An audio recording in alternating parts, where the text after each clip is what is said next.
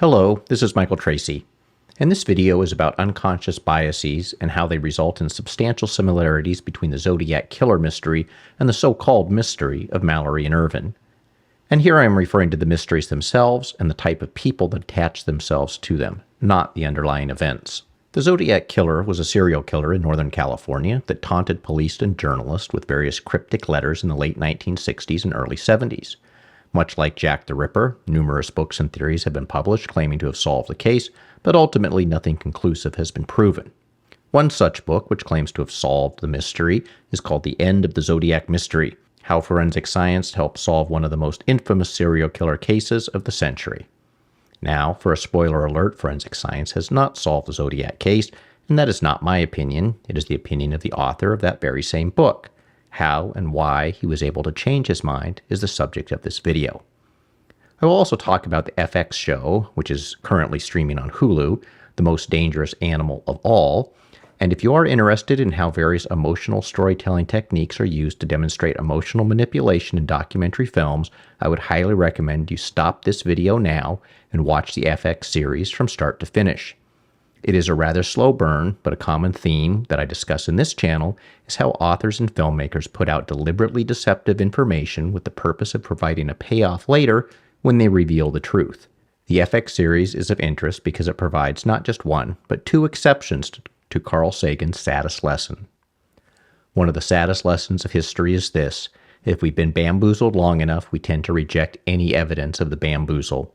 We're no longer interested in finding out the truth. The bamboozle has captured us. It is simply too painful to acknowledge, even to ourselves, that we've been taken. Once you give a charlatan power over you, you almost never get it back. I'll return to that at the end of the video and talk about why two people taken in by a bamboozle about one theory of who the Zodiac killer was were able to break free. How all this came up to my attention was that Michael Wachsel, the author of the book The End of the Zodiac Mystery, was giving a continuing legal education presentation on cognitive biases. He described how everyone has cognitive biases, and these can lead to huge mistakes. He recounted how even he was taken in by a charlatan who was all too eager to exploit these biases. In 2014, a book was published called The Most Dangerous Animal of All: Searching for My Father and Finding the Zodiac Killer. The title alluding to the phrase used by the real Zodiac killer, that man is the most dangerous animal. That phrase used by the Zodiac itself being a reference to the short story The Most Dangerous Game, which was coincidentally published in 1924. Much like other infamous unsolved murders, The Most Dangerous Animal of All was yet another book claiming the author's father was the murderer. The book was written by two authors, Gary Stewart and Susan Mustafa, with Gary Stewart claiming his father was the Zodiac. Second author, Susan Mustafa, has since distanced herself from the book, stating that it has been debunked, with a rather colorful quote, which I will paraphrase, that she plans to get drunk and burn that book. Well, man might be the most dangerous animal of all. He is also the easiest to program. And as with any programming language, there are always hacks. A buffer overflow is a common technique used to hack computers. It has been used over and over again in numerous exploits. For humans, the technique of offering a fact that at first appears to be against your own self-interest is a common exploit to hack humans. It was used successfully by Gary Stewart because people do not want to believe that someone would make up a story about their own father being a serial killer, and thus tend to believe his story as true. We also see this with the current myth that the Chinese somehow let leak that they found a camera but mucked up the development of the film. Numerous people have been taken in by this scam, believing the Chinese would not propagate such a story, which makes themselves appear incompetent. The Chinese do not care if people believe they mucked up the film. What the Chinese do not want is people discussing that summit rocks can be used to prove whether people reach the summit of Mount Everest. And as I'll get into in the upcoming video, there's a bizarre obsession with some of the pundits of the Mallory and Irvin mystery who feel compelled to talk about how the 1960 Chinese team reached the summit. Returning to the Zodiac and the most dangerous animal of all, Gary Stewart tells a story about how Earl Van Best Jr., his biological father, was the Zodiac killer. Gary Stewart having been adopted as an infant and having no recollection of the man. A key piece of evidence that he presents is the marriage certificate that was allegedly filled out by his father. Michael Wachsel is a forensic examiner of documents, and he looked at the marriage certificate and provided an analysis of the handwriting which makes up the book The End of the Zodiac Mystery, where Washko concluded that the handwriting in the marriage certificate matched that of no one writing samples from the Zodiac to a high degree of certainty. Quote, virtually certain is a phrase used in the book. But as with so many pieces of evidence that were known to be true, it turns out that the marriage certificate was not written by Gary Stewart's father, but rather by the reverend at the church, who also filled out numerous other marriage certificates. And no, there is no reason to believe that the reverend was the Zodiac killer either. Although Gary Stewart's claims that his father was the Zodiac killer were quickly debunked by various internet researchers, the book continues to sell. One researcher, Mike Rodelli, visited the church and looked at other samples of the reverend's handwriting and found they all matched what was claimed to be the Zodiac's writing. Rather than be relieved that his biological father was not the Zodiac killer, Stewart instead took the revelations of actual facts as somehow being personal attacks against him. With an article on Zodiac Killer Facts, writing, on August 1st, 2014, 3 months after the publication of Gary Stewart's book, I posted a review of The Most Dangerous Animal of All, titled The Most Dangerous Daddy of All. In December of 2015, Gary Stewart sent an angry email to the Zodiac Killer Facts contact email address.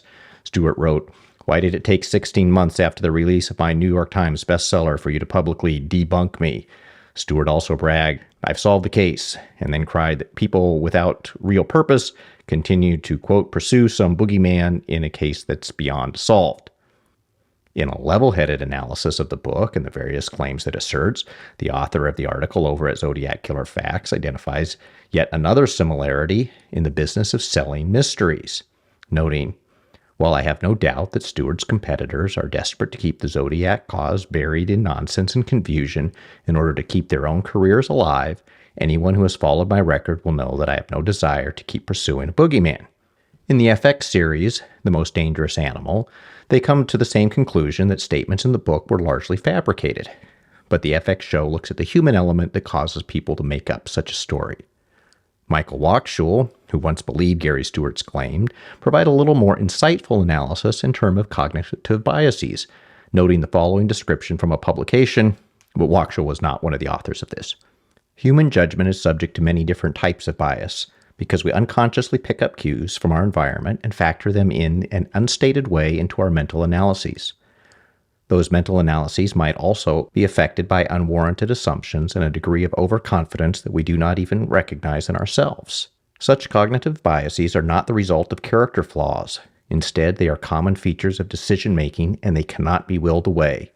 A familiar example is how the common desire to please others or avoid conflict can skew one's judgment if coworkers or supervisors suggest that they are hoping for or have reached a particular outcome. In the FX series, which came out in 2020, Wachschul still believed that somehow Gary Stewart's father was involved with the Zodiac murder. However, in the more recent presentation, he stated that he himself had fallen victim to unconscious biases.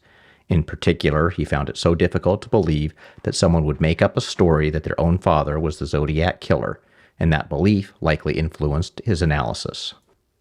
Nor is the problem with unconscious bias limited to popular mysteries like the Zodiac killer.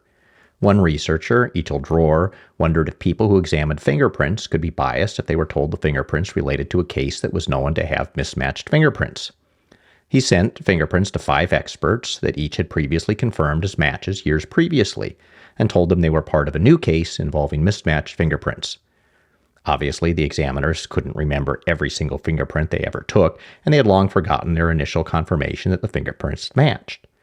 But with the added fake information that they were related to a case of mismatched fingerprints, 4 of the 5 so-called experts came to the opposite results than they had provided years ago. In a follow-up study, fingerprints were sent to 6 so-called experts who had previously determined they were a match, only to have 4 of the 6 change their opinion after they were provided biasing information. Even in FX presentation, there is a bias against the people who actually did the debunking. Gary Stewart's book was not debunked by FX in 2020. The various claims had been debunked by numerous smaller researchers that did simple things such as visiting the church to look at samples of other marriage certificates. What the FX show did was make believing the book was debunked go mainstream so that it was okay to say it was debunked without getting attacked as being a troll. The need to fit in and to go along is by far the largest human bias. and likely is evolutionarily built into humans from the post-Pleistocene contraction. The post-Pleistocene contraction is where the human brain shrank by about the size of a lemon. A recent theory explains that this was caused by a type of hive mind thinking that no longer required such a large brain. And while it does not take a yeti to see the biases in pseudoscience used in the underlying allegedly scientific study, it remains a scientific fact that our brains are missing a lemon-sized amount of computational power. And regardless of the problems with that particular study, one can observe the hive mind thinking nearly everywhere in modern society. Collective efforts can be hugely beneficial, but there will always be personalities that seek to exploit the desire to conform for their own benefit. Such people call for us to work together and get along, but what they really mean is to get along with their version of things. So is there any hope for mankind? Will the charlatans take over the world with their hive mind mentality? Perhaps not. As the most dangerous animal of all shows, the co-author of the original book and the forensic examiner both broke free of the belief that Earl Van Best Jr. was the Zodiac killer, despite it being personally painful to do so. It should be noted that Susan Mustafa is a true crime writer, and Michael Wachschul is a forensic document examiner.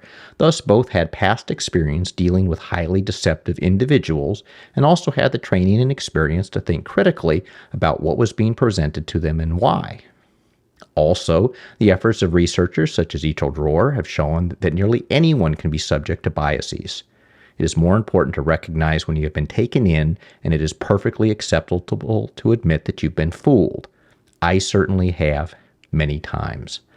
And ultimately, the industrial mechanization of fooling people, frequently referred to as propaganda, coupled with the willingness to be deceived if it benefits your own faction, is what makes man the most dangerous animal of all.